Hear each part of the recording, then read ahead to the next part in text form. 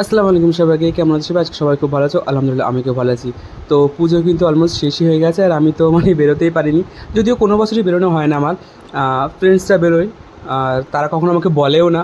তো আজকে কিছু কিছু কথা তোমাদের সাথে শেয়ার করবো। তো তার আগে বলে রাখি, আজকে আমরা যাচ্ছি মালাঞ্চ, যাচ্ছি মালাঞ্চ, কিছু কেনাকাটা করতে হবে। তো সেই জন্য যাচ্ছি, আর দিনটা ছিল কিন্তু বিজয়া দশমীর দিন। তো আমরা যখন দুপুরবেলা বেরোচ্ছিলাম তখন কিন্তু প্রচুর বৃষ্টি হচ্ছিল, বাট রাস্তায় যেতে যেতে কিন্তু বৃষ্টিটা থেমে গিয়েছিল। এটা আমাদের কপাল ভালো যে আমি কেনাকাটা খুব ভালোভাবে করতে পারলাম। তো একটা কথা, মানে একটা কথা না, কিছু কিছু কথা আমাদের শেয়ার করা মনে হয় যে তোমার সাথে শেয়ার করতে করলে ভালো হতো। তো সেই জন্য শেয়ার করছি।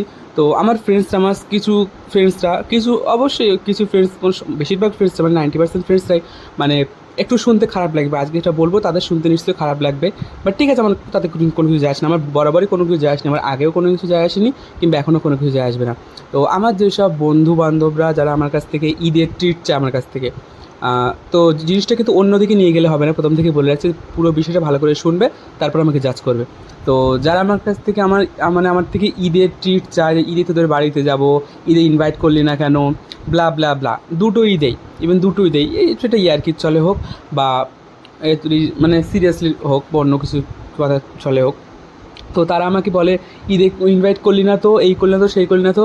বাট সেই সব ফ্রেন্ডসদের আমি জিজ্ঞাসা করতে চাই, তা তোমরা বা তোরা আমাকে একবারও বলেছে যে পুজোর দিন চল মাহি বা মেহবুব চল পুজোর দিন ঘুরে আসি, কিংবা আয় আমাদের বাড়িতে পুজো হচ্ছে, আমাদের বাড়ি থেকে ঘুরে যা? তো ঠিক আছে, প্রত্যেকের নিজস্ব নিজস্ব একটা থাকে। তো আমি তো যখনই ঈদের জন্য, ঈদে কেউ আমাকে ঈদ মোবারক উইশ করে, আমি সঙ্গে সঙ্গে বলি ঈদ মোবারক, প্লিজ আমার বাড়িতে এসো, প্লিজ আমার বাড়িতে আসিস। তো যে আমাকে উইশ করে আমি কিন্তু তাকেই কিন্তু এই জিনিসটা বলি। তো আমি কিন্তু কোনো রকম কোনো হেজিটেশন ফিল করি না। বাট তারা জানি না তাদের হেজিটেশন ফিল হলো, বা তারা আমাকে ভুলে গেল।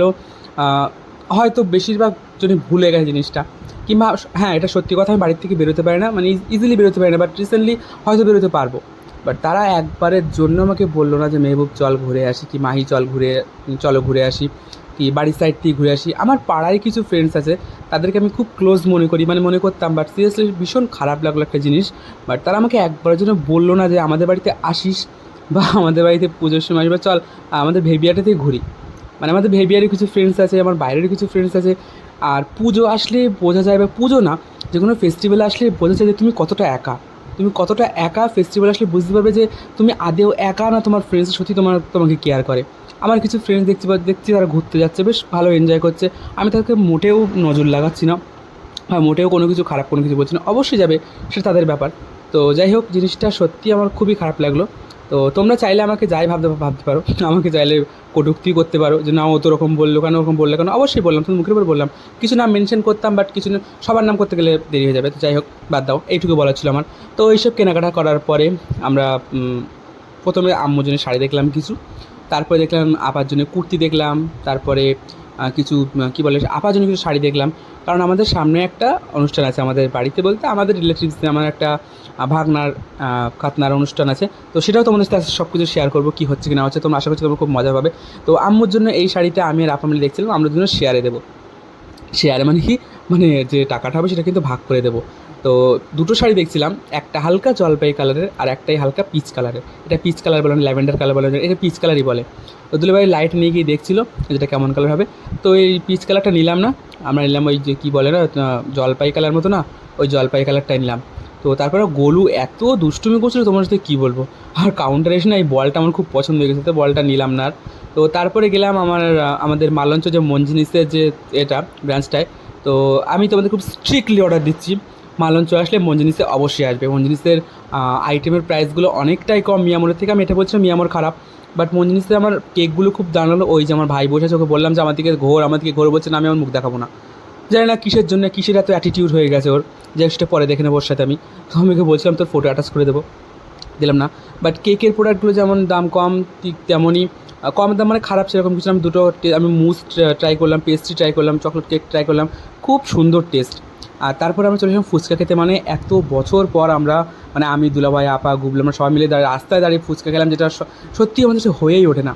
আর আমার এত ভালো লাগছিলো সেদিন, মানে রাস্তার উপর দাঁড়িয়ে ফুচকা এনজয় করার মজাই আলাদা, বাড়িতে ফুচকা খাবার থেকে রাস্তায় ফুচকা খাওয়ার মজাই আলাদা।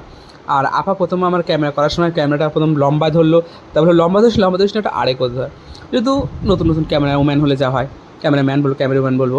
তো এই যে রাস্তায় দাঁড়িয়ে ফুচকা খাওয়ার না আলাদা একটা টেস্ট। আর এই বাচ্চাটা না, ঠিক ওই কী বলে, একটা বাজার কলকাতা মালঞ্চ যে বাজার কলকাতা শপিং মল তার ঠিক অপোজিটেই বাচ্চাটা বসে, সামনে বাচ্চাটা বসে। বাচ্চাটা একাই নাকি ওই ফুচকা স্টল চালায়, ভাবতে পারছো? মানে বাচ্চাটার উপরে নিশ্চয়ই দায়িত্ব আছে। তো খুব ভালো লাগলো আমার জিনিসটা। তারপরে আস্তে আস্তে আমাদের ভেবিয়ার এটা এটা মেবি নিমিচির নিমিচির যে প্যান্ডেল, মানে পুজো প্যান্ডেল, নিমিচির স্কুলের ওখানে একটা পুজো প্যান্ডেল দেখলাম। আরও আস্তে আস্তে বিভিন্ন রকম প্যান্ডেল দেখলাম। সত্যি বলতে আমি কখনোই বেরোতে পারি না পুজোর সময়, কারণ কেউ মেন কথা কেউ আমাকে বলেই না। সবাই এটা জানে যে ওকে ছাড়বে না, বাট অ্যাটলিস্ট বলার দরকার, কেউ আমাকে বলেই না। এটা আমাদের ভেবিয়ার জিমখানার ওখানকার প্যান্ডেল মনে হলো। আর এই যে সামনে দেখছো এটা কিন্তু আমাদের কদমতলার এখানকার প্যান্ডেল। এখানকার ঠাকুর কিন্তু বিসর্জনের জন্য বেরিয়ে গেছে। আর অনেক জায়গায় বিসর্জন হয়েছে শুনলাম, অনেক জায়গায় হয়নি। তো তারপরে এখান থেকে আসার সময় আমরা কী বলবো, বিরিয়ানি নিয়ে আসবো। তো আমাদের ভেবে বাস স্ট্যান্ডে ওয়ান্স মোর এগেনের যে বিরিয়ানি সেন্টারটা, সেখান থেকে বিরিয়ানি নিলাম। বাট তোমাদেরকে একটাই কথা বলছে, বিরিয়ানির কোয়ালিটি ভালো, বাট আর একটু বেটার হতে পারতো। যাই হোক, সবাই খুব ভালো থেকো। সবার সাথে দেখা হচ্ছে পরে একটা ব্লগে, ইন্টারেস্টিং ব্লগে। টাটা সবাইকে।